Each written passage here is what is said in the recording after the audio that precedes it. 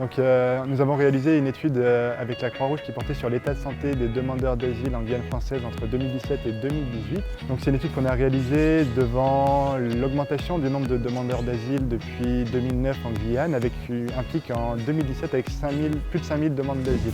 Donc, la Croix-Rouge, devant cette augmentation, a ouvert une consultation dédiée aux demandeurs d'asile, durant laquelle étaient recherchées entre autres des pathologies infectieuses, des pathologies chroniques et une prise en charge était proposée ainsi qu'une orientation.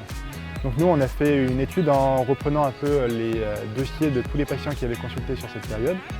Donc on a inclus 2135 demandeurs d'asile, soit 42% des personnes ayant effectué une demande sur cette période. On a fait une recherche donc, dans les dossiers médicaux, on a repris les données, donc recueilli les données et on a fait ensuite des analyses statistiques grâce au logiciel Stata 12.0. Donc on a retrouvé une prévalence assez élevée de certaines pathologies infectieuses comme le VIH avec une prévalence de 1,7%, l'hépatite B avec une prévalence de 2,6% et les chlamydia avec une prévalence de 5,8%. Et on a aussi retrouvé une forte prévalence de certaines pathologies non infectieuses, en particulier l'anémie, avec 16% d'anémie, en particulier chez les femmes, 27% d'anémie chez les femmes demandeurs d'asile. Donc ces données sont cohérentes avec ce qu'on a pu retrouver en Europe, enfin elles sont un peu plus élevées pour certaines pathologies infectieuses comme le VIH, donc c'est plus élevé qu'en France ou en Guyane, c'est plus élevé que dans les études réalisées en Europe chez les demandeurs d'asile. Concernant d'autres pathologies comme l'hépatite B, c'est plus élevé qu'en France et en Guyane, mais c'est moins élevé que dans des études réalisées en France chez les demandeurs d'asile. Concernant les pathologies infectieuses, cette étude étudie l'hypertension artérielle, le diabète et l'anémie et essayer d'entrevoir les troubles psychiatriques chez les demandeurs d'asile, mais avec probablement un certain nombre de données manquantes et donc de biais de mesure.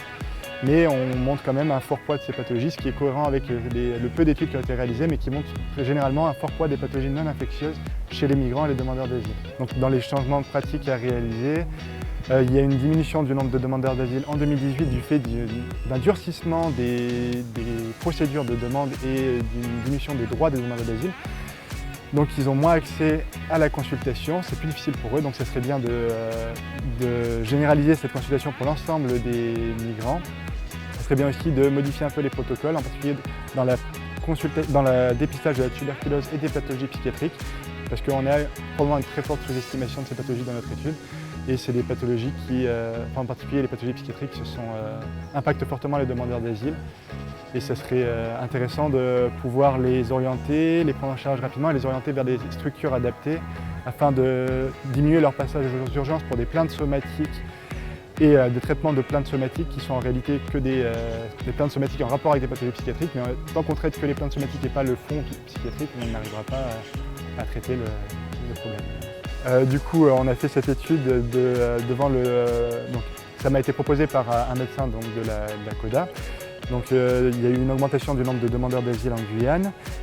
La Guyane, c'est une terre d'immigration avec un tiers de la population guyanaise qui était étrangère en 2015 selon l'INSEE.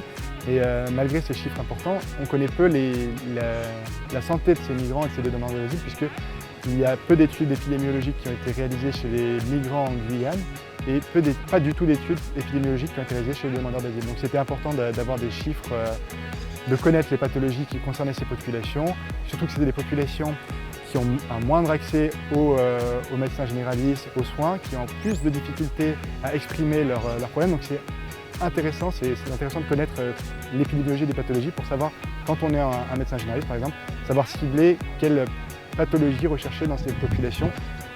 Par exemple, quand on a des difficultés à faire un diagnostic en ayant des difficultés d'interrogatoire de ces personnes.